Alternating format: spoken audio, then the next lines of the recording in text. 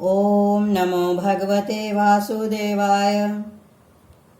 संजय राजा धृतराष्ट्र से कहने लगे, इस प्रकार दया से परिपूर्ण, अश्रु से भरी व्याकुल आंखों से देखते हुए दुखित हृदय अर्जुन से मधुसूदन कहने लगे, हे अर्जुन, ऐसे विकट समय में ये मोह कहाँ से आया? ऐसा मोह क्षुद्र पुरुषों को होता है। इससे ना परलोक में स्वर्ग मिलता है और ना जगत में कीर्ति होती है। हे पार्थ, तू कायर मत बन, तुझे ये उचित नहीं है। शत्रुसूदन, हृदय से नीचे बुद्धि का त्याग कर उठ खड़ा हो। अर्जुन ने कहा, हे मधुसूदन, मैं संग्राम में भीष्म पितामह, द्रोणाचार्य आदि गुरुओं से युद्ध किस तरह करूंगा? हे शत्रु निकंदन, ये दोनों पूजा के योग्य हैं, इन पर बाण कैसे चलाऊं?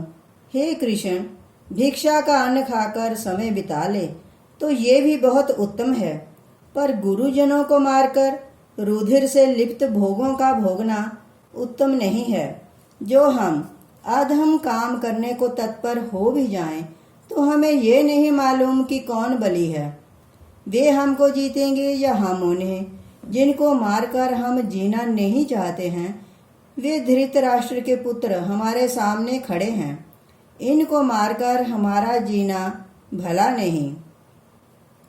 इसमें धर्म की रक्षा का पुण्य है और कुल के क्षय का दोष है। इन दोनों बातों से मेरा मन डामाडोल हो गया है। अब मैं ऐसा मूढ़ हो गया हूँ कि मुझे धर्म अधर्म का कुछ ज्ञान नहीं। इसलिए मैं आपसे पूछता हूँ कि युद्ध करना या भिक्षा मांग कर निर्वाह करना, इन दोनों में से कौन सी बात ठीक है? इनमें जो उचित हो सो कहिए। मैं आपका शिष्य हूँ, आपकी शरण में आया हूँ। जिस प्रकार मेरा धर्म बचे और जो निश्चय ही कल्याण करने वाला उपाय हो, वही कहिए। हे प्रभु जी, संपूर्ण पृथ्वी का निष्कंटक राज्य पाऊं और देवलोक जो स्वर्ग है उसका अधिपति बन जाऊं, तो भी मुझे कोई ऐसा उपाय नहीं सूझता जिससे इंद्रियों को दुखाने वाला मेरा ये शोक दूर हो जाए। संजय ने कहा, हे धृतराष्ट्र, शत्रुओं को संताप देने वाला अर्जुन श्री कृष्ण से ये कहकर चुप हो गया कि अब मैं युद्ध नहीं करूंगा। कृष्ण जी दोनों सेनाओं के मध्य में खड़े अर्जुन को शोक युक्त देख कुछ हंसते हुए कहने की इच्छा से विचारने लगे कि अर्जुन को शरीर और आत्मा के अविवेक से शोक उत्पन्न हुआ, सो जब तक इसको ज्ञान नहीं होगा तब तक शोक नहीं मिटेगा। ये सोचकर श्री कृष्ण जी कहने लगे कि हे अर्जुन, जो विवेकी पुरुष हैं वे किसी की चिंता नहीं करते, पर तुम सोचते विचारते हो और पंडितों की समान बातें बनाते हो। ये तुम्हारा अहम ठीक नहीं है। विद्वान लोग जीते और मरे हुओं का सोच नहीं करते हैं, क्योंकि जीना मरना दोनों ही मिथ्या हैं। हे अर्जुन, क्या ये सब पहले नहीं थे और क्या आगे नहीं होंगे? ये बात नहीं है। इसके पहले मैं भी था, तुम भी थे और ये सब राजा भी थे। आगे भी हम, तुम और ये सब राजा होंगे। हे अर्जुन, जैसे इस शरीर की बालावस्था और युवावस्था और वृद्धावस्था 3 अवस्थाएं होती हैं, उसी प्रकार जीव भी इस शरीर को छोड़कर दूसरी देह पाता है। इसमें विवेकी पुरुषों को मोह करना उचित नहीं है। कुंती नंदन, शब्द, स्पर्श, रूप, रस और गंध जो इंद्रियों के विषय हैं, ये सर्दी, गर्मी और सुख दुख के देने वाले हैं। जिनको इंद्रियों के सुख और दुख अपनी निश्चलता से चलायमान ना कर सके, उन्हीं पुरुषों ने अमृत पान किया है। इससे हे अर्जुन, इनको सहना उचित है। हे अर्जुन, जिनको ये इंद्रियों के विषय नहीं सताते हैं और जो सुख दुख को समान जानते हैं, वे मोक्ष के अधिकारी होते हैं। हे अर्जुन, सुख दुख आदि नाशवान पदार्थ सभी अनित्य हैं और सत जो आत्मा है उसको तो अविनाशी जान। तत्वदर्शियों ने भाव और अभाव इन दोनों को तत्व देखा है, जो सब में व्यापक है। वह अविनाशी है।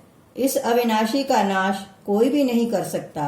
हे भारत, ये शरीर विनाशी है। इसमें जो जीव रहता है वह अविनाशी और परिणाम रहित है। फिर इस अनित्य शरीर के लिए अपना धर्म क्यों छोड़ता है? इससे हे अर्जुन, युद्ध करके यदि कोई कहे कि अमुक को मैंने मारा है, सो वे दोनों कुछ नहीं समझते। ना कोई मरा और ना किसी ने मारा है। आत्मा अमर है। इस आत्मा को ना कोई मार ही सकता है और ना ये मरती ही है। तुम जो भीष्म पितामह के मरने की सोचते हो वह व्यर्थ है, क्योंकि आत्मा तो किसी तरह मरती नहीं, केवल शरीर का नाश होता है। इससे खड़े होकर युद्ध करो। हे अर्जुन, ये आत्मा ना कभी जन्म लेती है ना मरती है, ना कभी पहले हुआ था और ना आगे होगा। ये आत्मा जन्म रहित है, नित्य है, सदा एक रस है और सनातन पुरातन है। शरीर के नाश होने पर भी आत्मा का नाश नहीं होता। जो इस आत्मा को अविनाशी, नित्य, अजन्मा, अविकारी समझता है, वे किसको मरवाता और किसको मारता है? हे अर्जुन, जैसे मनुष्य पुराने वस्त्रों को त्याग कर नए वस्त्रों को धारण कर लेता है, तात्पर्य ये है कि जैसे पुराने वस्त्रों को त्यागने में कुछ कष्ट नहीं होता, वैसे ही शरीर के त्यागने में भी कुछ कष्ट नहीं होना चाहिए। हे अर्जुन, इस आत्मा को शस्त्र भेद नहीं सकता, आग जला नहीं सकती, जल इसे भिगो नहीं सकता और पवन सुखा नहीं सकता। शस्त्र इसे काट नहीं सकता, क्योंकि ये नित्य, सर्वव्यापक, स्थिर, अचल और शाश्वत है। हे अर्जुन, ये आत्मा इंद्रियों से परे है, मन से विचार के योग्य नहीं है। ऐसे विकार रहित आत्मा को जानकर इसके लिए सोचना नहीं चाहिए। हे अर्जुन, जिसने जन्म लिया है वह अवश्य मरेगा और जो मरा है वह अवश्य जन्म लेगा। इससे उपाय रहित बातों के लिए तुम्हारा सोचना व्यर्थ है और तू किसी भूत प्राणी की चिंता मत कर। हे भारत, मनुष्य आदि प्राणी जन्म लेने से पहले दिखाई नहीं देते हैं और ना मरने के बाद प्रकट होते हैं, केवल जन्म मरण के बीच वाली मध्यावस्था में दिख पड़ते हैं। तो अब सोचने की बात ही क्या है? हे अर्जुन, कोई भी तो इस आत्मा को आश्चर्यचकित होकर देखते हैं, कोई आश्चर्य से कहते हैं और आश्चर्य से सुनते हैं, और कोई इसे सुनकर नहीं समझते। ये आश्चर्य क्या है जिसका कुछ निर्णय ना किया जाए कि ये है क्या है? हे भारत, सबके शरीर में जो आत्मा है वे अविनाशी है। फिर इनके लिए तुम्हारा सोचना वृथा है। फिर जो तू अपने क्षत्रिय धर्म पर विचार करे तो भी तुझे डरना नहीं चाहिए, क्योंकि क्षत्रिय के लिए युद्ध से उत्तम कोई धर्म नहीं है। हे पार्थ, ये समय अपने आप उपस्थित हो गया है। युद्ध काल में स्वर्ग का द्वार खुल जाता है। पुण्यवान क्षत्रियों को ही ये युद्ध समागम मिलता है, अर्थात जो क्षत्रिय युद्ध में मरते हैं वे सीधे स्वर्ग को जाते हैं। जो तू क्षत्रिय होकर संग्राम नहीं करेगा तो तेरा धर्म भी छूट जाएगा और कीर्ति भी जाती रहेगी और तुझे पाप लगेगा। मनुष्य तुझको सदा बुरा कहेंगे। देखो, प्रतिष्ठित पुरुषों की अपकीर्ति मरने से भी बुरी है। ये सब महारथी योद्धा तुझको रणभीरू कहेंगे। जो तुझको बड़ा मानते हैं उनकी दृष्टि में तू बलहीन हो जाएगा और यही तेरे तुझसे अनकही बातें कहेंगे और तेरे बल पौरुष की सदा निंदा किया करेंगे। अब बताओ, इससे बड़ा दुख कौन सा है? हे कौन्तेय, तू इस संग्राम में मारा जाएगा तो सीधे स्वर्ग को जाएगा और जो जीतेगा तो पृथ्वी का राज्य भोगेगा। तेरी दोनों तरह जीत है। इससे दृढ़ विचार कर तू युद्ध को खड़ा हो जा। सुख दुख, हानि लाभ एक समान जानकर खड़ा हो जा। अर्जुन, जो कुछ मैंने तुझसे कहा है वे सांख्य शास्त्र के अनुसार आत्मा और शरीर का तत्व समझाया है। अब बुद्धि योग को कहता हूँ, सुन। इस बुद्धि योग के सुनने से सुख दुख आदि को कर्म बंधन है, इससे छूट जाओगे। अर्जुन, इस कर्म योग में प्रारंभ का नाश नहीं होता है, अर्थात प्रारंभ होने पर समाप्त ना भी हो तो उसका फल मिलता है, ना इसमें कुछ पाप है। इस धर्म का लेश मात्र भी पालन करना जन्म मरण आदि रूपी बड़े भयों से रक्षा करता है। हे कुरुनंदन, व्यवसायत्मिकता बुद्धि एक ही है, अर्थात जिनकी बुद्धि निश्चल हो गई है वे मोक्ष के साधन रूप इस कर्म योग में लग जाते हैं। जिनका मन विचलित है उनकी बुद्धि अनेक हैं, अर्थात तरह तरह के झगड़ों में फंस जाते हैं और उनकी शाखाएं भी अनेक हैं। हे पार्थ, यद्यपि विवेकी पुरुष इंद्रियों को जीतने का प्रयत्न करता है तो भी इंद्रियां बलवान हैं, मन को ठौर से चला देती हैं। इससे हे अर्जुन, स्वर्ग आदि प्राप्ति की कामना जिनको है ऐसे सकाम पुरुष भोग और सुख की प्राप्ति के लिए अनेक प्रकार के यज्ञ आदि कर्मों को करते हैं, क्योंकि ये क्रिया जन्म और कर्म फल को देने वाली है। हे अर्जुन, भोग और ऐश्वर्य में जिनके मन फंस गए हैं और कर्म फलों को बताने वाली वाणी से जिनके चित्त हरे हो गए हैं, उनका मन निश्चयात्मक बुद्धि में स्थित नहीं होता है और वे सत वरज तम इन 3 गुणों के विषय हैं। हे अर्जुन, तुम इन तीनों गुणों को छोड़ सुख दुख लाभ हानि को त्याग निर्द्वंद हो जाओ और नित्य ही सब में स्थिर हो अप्राप्य वस्तु की प्राप्ति और प्राप्त की रक्षा में मन लगाओ। केवल आत्म स्वरूप में सावधान हो जाओ। हे अर्जुन, जैसे तालाब सरोवर आदि पानी से भरे हुए हैं, मनुष्य अपने प्रयोजन भर उसमें से जल ले लेता है, ऐसे ही ब्रह्मवेता संपूर्ण वेदों में से अपने प्रयोजन भर ज्ञान ले लेता है। कर्म में तेरा अधिकार है, फल में कभी भी नहीं। जो तू कर्म करे उसका हेतु अथवा उसके फल का भोगने वाला भी मत हो। हे धनंजय, सब संग को त्याग कर योग में स्थित हो, कर्म कर, हार जीत समान भाव से देख, दोनों की समानता ही योग है। हे अर्जुन, बुद्धि योग से कर्म नीच है, इसलिए बुद्धि का आश्रय लेकर कर्म करो। जो विवेकी पुरुष हैं सो किसी कर्म का फल नहीं चाहते, जो चाहते हैं सो नीच मति के हैं। जो बुद्धि योग से कर्म करता है वह इसी संसार में संचित पाप पुण्य को त्याग देता है। इससे तुम बुद्धि योग में प्रवृत्त हो। इस प्रकार का योग ही कर्मों में कुशल कारक है। जो पंडित जन बुद्धि योग युक्त हैं वे कर्म फल को त्याग कर जन्मादि बंधन से छूटकर निश्चय परम पद को प्राप्त होते हैं। जब तेरी बुद्धि इस मोह रूपी सुख दुख से पार होकर अत्यंत शुद्ध हो जाएगी तब तू विरक्त हो जाएगा। अनेक विषयों के सुनने से जो तेरी बुद्धि अस्थिर हो गई है वह जब मेरे वचनों में स्थिर हो जाएगी तब तू योग पाएगा। ये सुनकर अर्जुन ने पूछा, हे सर्वांतर्यामिन केशव, समाधि में स्थिर पुरुष जिसकी बुद्धि स्थिर हो गई है उसके लक्षण कृपा करके कहो। वह किस तरह बोलता है, बैठता है, चलता है, फिरता है? श्री भगवान बोले, हे अर्जुन, जिसकी कामना किसी बात पर नहीं उठी, अपनी आत्मा को पाकर संतुष्ट है, उसकी निश्चल बुद्धि जान।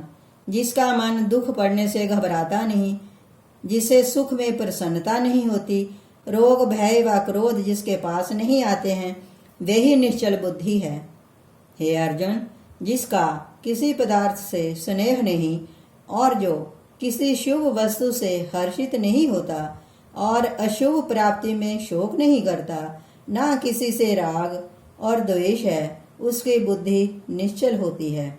जैसे कछुआ अपने संग सब अंगों को सिकोड़ लेता है, वह मनुष्य उसी तरह अपनी इंद्रियों को उनके विषयों से समेट लेता है। उसकी बुद्धि निश्चल होती है। निराहार रहने से विषयासक्ति दूर हो जाती है, पर इच्छा बनी रहती है। निश्चल बुद्धि पुरुष की परमात्मा के दर्शन से विषय वासना भी दूर हो जाती है। हे कौन्तेय, ये इंद्रियां बड़ी प्रबल और लोभ कारक हैं। यत्न करते करते ज्ञानी पुरुष के मन को भी हठ पूर्वक हर लेती हैं, अर्थात इंद्रियों को रोकना कठिन है। जो योगी इन सब इंद्रियों का दमन कर आत्मा में निष्ठा कर ले, जिसके वश में इंद्रियां हैं, वे ही निश्चल बुद्धि हैं। इंद्रियों को वशीभूत किए बिना मन में विषयों का चिंतन बना रहता है। चिंतन करने से मन में आसक्ति उत्पन्न हो जाती है तथा आसक्ति से कामना, कामना से क्रोध, क्रोध से मोह और मोह से बुद्धि भ्रम में पड़ जाती है। इससे बुद्धि का नाश हो जाता है और बुद्धि नष्ट होने पर प्राणी का स्वयं नाश हो जाता है। वे पुरुष जिसने अपना मन वश में कर लिया है, वह राग द्वेष से रहित होकर इंद्रियों के विषयों का सेवन करता हुआ शांति पाता है। हे अर्जुन, शांति के प्राप्त होने पर पुरुष के सब दुख मिट जाते हैं और उस शांत मन वाले पुरुष की बुद्धि शीघ्र ही स्थिर हो जाती है। जिस प्रकार पुरुष ने अपनी इंद्रियों को वश में नहीं किया, उसकी बुद्धि स्थिर नहीं होती और आत्मा के ध्यान का अधिकारी नहीं हो सकता। फिर ध्यान रहित को शांति नहीं और बिना शांति के परमानंद सुख नहीं मिलता है। मन विषयों को भोगने वाला इंद्रियों के पीछे लगा फिरता है। फिर वह बुद्धि को खींचकर ऐसे ले आता है जैसे जल में वायु नाव को घुमाती है। महाबाहो, इसलिए जिसने इंद्रियों को उनके विषयों से हटाकर वश में कर लिया है, उसकी बुद्धि स्थिर है। जिसमें संपूर्ण प्राणी सोते हैं, वह आत्मनिष्ठावान पुरुषों का दिन है। जिसमें सब प्राणी जागते हैं, वह अन्य पुरुषों की रात्रि है, क्योंकि विषयासक्त पुरुषों को आत्मज्ञान नहीं है। इस विषय में उन्हें कुछ नहीं सूझता है। इससे उनके लिए ये रात्रि रूप है और संयमी पुरुषों को ये आत्म तत्व दिन के समान है। इसी तरह सांसारिक विषयों का सुख प्राणी के लिए दिन है और योगियों को रात्रि के समान है, क्योंकि ये विषय भोगों को कुछ नहीं जानते हैं। हे अर्जुन, जैसे समुद्र में पूर्ण रीति से जल भरा हुआ है और उसमें बहुत सी नदी नालों का जल चारों ओर से आकर गिरता है, परंतु तो भी वह अचल और प्रतिष्ठित रहता है, अर्थात अपनी मर्यादा का उल्लंघन नहीं करता है। इसी तरह विवेकी पुरुषों में भी सब कामनाएं लीन होती हैं और उनको शांति बनी रहती है, परंतु कामना की इच्छा करने वाले को शांति नहीं मिलती। जो पुरुष समस्त कामनाओं को छोड़कर निस्वार्थ होकर विचरता है और ममता तथा अहंकार को छोड़ देता है, वही शांति को पाता है। हे अर्जुन, ये मैंने तुमसे ब्रह्म ज्ञान की निष्ठा कही है। इस ब्रह्म ज्ञान की निष्ठा को पाकर फिर सांसारिक माया के मोह से नहीं मोहा जाता और अंत समय में जो क्षण भर भी इस ब्रह्म ज्ञान निष्ठा में स्थित हो जाता है, वह मोक्ष पद को प्राप्त होता है। दूसरे अध्याय का महात्म्य। लक्ष्मी जी ने कहा, प्रथम अध्याय का महात्म्य जो आपने सुनाया, उसके सुनने से मेरी इच्छा अब दूसरे अध्याय के महात्म्य को भी सुनने की हो रही है। नारायण जी ने कहा, हे प्रिय सुनो। दक्षिण दिशा में इंद्रपुर नाम का एक नगर था। उसमें एक विष्णु शर्मा नामक ब्राह्मण रहता था। वह वेद शास्त्र जानने वाला बड़ा सदाचारी था। जो कोई साधु महात्मा ब्राह्मण के घर आते, उनका अतिथि सत्कार करता और धर्म के विषय में प्रश्न करता था। एक दिन उसके द्वार पर विचरते हुए एक ब्रह्मचारी आए। ब्राह्मण ने उनकी बहुत सेवा की और विनय पूर्वक कहा, हे महात्मन, मुझे आप ब्रह्म ज्ञान के पाने का उपदेश करो, जिससे मेरा कल्याण हो। ब्रह्मचारी ने कहा, हे ब्रह्मज्ञानी, आपने अच्छा प्रश्न किया है। उसका उत्तर गीता के दूसरे अध्याय में है। वह मैं आपसे कहता हूँ, उसको जानने से तुम्हारा कल्याण होगा। विष्णु शर्मा ने कहा, हे ब्रह्मचारी जी, इस दूसरे अध्याय के सुनने से कोई पहले भी मुक्त हुआ हो तो उसका वृतांत सुनाइए। ब्रह्मचारी जी बोले, मैं तुम्हें एक पुरातन कथा सुनाता हूँ। एक वन में जहाँ मैं तप करता था, वहाँ अबाली नाम का चरवाहा प्रतिदिन बकरियों को चराने आया करता था। एक दिन मैं भजन कर रहा था। थोड़ी दूर एक और सिंह बैठा था और पास ही में मृगों का झुंड किलोल कर रहा था। उसी समय अबाली बकरियों को वन में चरने के लिए छोड़कर मेरी कुटिया पर आया। वहां सिंह बैठा पाकर बहुत डरा और चकित होकर सोचने लगा कि मृगों के बच्चों को सिंह क्यों नहीं पकड़ता। इतना सोचकर वह डर से चीखने लगा। मेरी समाधि को खुली देखकर उसने पुकारा। जब मेरी दृष्टि उस पर पड़ी उस समय वह कांप रहा था। उस अबाली को मैंने पास आने के लिए कहा। यद्यपि पहले उसने आने की इच्छा नहीं की, परंतु मेरे उत्साह दिलाने पर वह मेरे पास आया और प्रणाम कर बड़ी नम्रता से पहले अपनी संपूर्ण अवस्था कह सुनाई। तब कहा कि महात्मा जी, ये सिंह इन हरिणों को क्यों नहीं खाता? मैंने उससे कहा कि ये अहिंसा व्रत का फल है। जो मनुष्य अहिंसा व्रत का पालन करता है उसके पास आने वाले हिंसक जीव भी वैर भाव को छोड़ देते हैं। इसलिए जो कुछ तुम देखकर आश्चर्य को प्राप्त हुए हो वह मेरे अहिंसा व्रत का प्रभाव है। ये सुन अवाली ने कहा, हे देव, मुझे ऐसी शक्ति दीजिए जिससे मुझे किसी का डर ना हो। तब मैंने उससे कहा, तुम गीता के दूसरे अध्याय का पाठ सुनो। ऐसा कहकर मैंने ईश्वर, जीव और प्रकृति इन तीनों का वर्णन जैसे गीता में है कह सुनाया।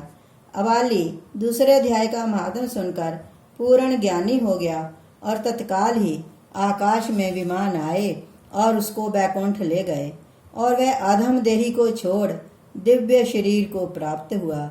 हे नरपुंगव, यदि तुम भी इस अध्याय को ध्यान से पढ़ो, सुनकर उस पर आचरण करोगे तो अवश्य परम पद को पहुंचोगे। हे लक्ष्मी जी, ब्रह्मचारी ने गीता के दूसरे अध्याय का महात्म्य विष्णु शर्मा को सुनाया, जिसको सुनकर वह मुक्त हुआ और देवदेही पाकर बैकुंठ हो गया। ओम नमो भगवते वासुदेवाय।